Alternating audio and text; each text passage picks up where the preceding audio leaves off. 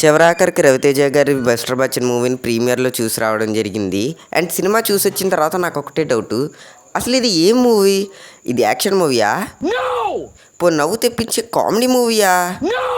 పోనీ డబ్బులు కలెక్ట్ చేసే కమర్షియల్ మూవీ? పోనీ ఇది మన రవితేజ గారి మూవీ?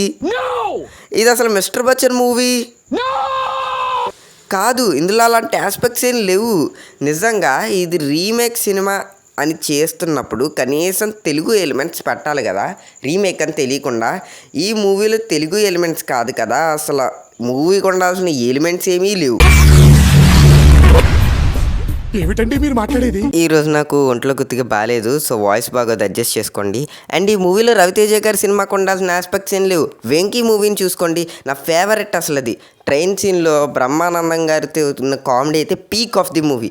ఇంకా సురేందర్ రెడ్డి గారి కిక్ మూవీ అయితే అసలు మూవీ మొత్తం పీక్.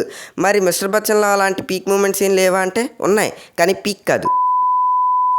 నిజం చెప్తున్నాను, ఇందులో హీరోయిన్ గురించి తప్ప మనం ఇంకా దేని గురించి మాట్లాడుకోము, అంత దరిద్రంగా ఉంది. కానీ హీరోయిన్ మాత్రం చూస్తే మీరు కొట్టేసుకుంటారు.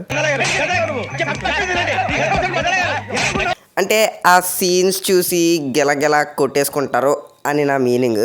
సితార్ సాంగ్లో ఆల్రెడీ ఆ వెనక చేతులు వేయడం గురించి షాక్ అయ్యి షేక్ అయ్యి మీకు షార్ట్ పెట్టాను. కానీ మూవీలో సాంగ్లో అయితే ఇంకా దారుణం, ఫ్రంట్లో. ఇంకా మనం టికెట్ కొనుక్కుని లోపలికి వెళ్ళాక 3 గంటలు తలంచుకొని చూడడం తప్ప మనం ఇంకేం చేయలేం కదా. సో ఏంటంటే దీని మీద నన్ను అడిగితే రీల్స్ చూసుకుంటూ కూర్చోవడం బెటర్ అనిపించింది. నేను సగానికి పైగా సినిమా అదే చేశా. హిందీ సినిమానే ఇంకా దీని మీద బెటర్ ఉందబ్బా. ఏంట్రా ఇది, ఇంకా చూస్తే గెత్తే మన హీరోయిన్ పాప కోసమే చూడాలి. ఎక్స్పోజింగ్ అంటే సాంగ్స్ కూడా బాగానే ఉన్నాయి అందులో. చిదినమ్మ ఏం చెప్పినా బూత్లోనే వినపడుతుంది. ఇంకా చివరాఖరికి మూవీని వచ్చేసరికి దీనికి 1.5 చుక్కలు అవుట్ ఆఫ్ మై 5 స్టార్ ఇస్తాను. నా ఛానల్లో లీస్ట్ రేటింగ్ అని రికార్డును బద్దలు కొట్టింది ఇది. ఇంకెన్ని రికార్డ్స్ని బద్దలు కొడుతుందో తెలీదు.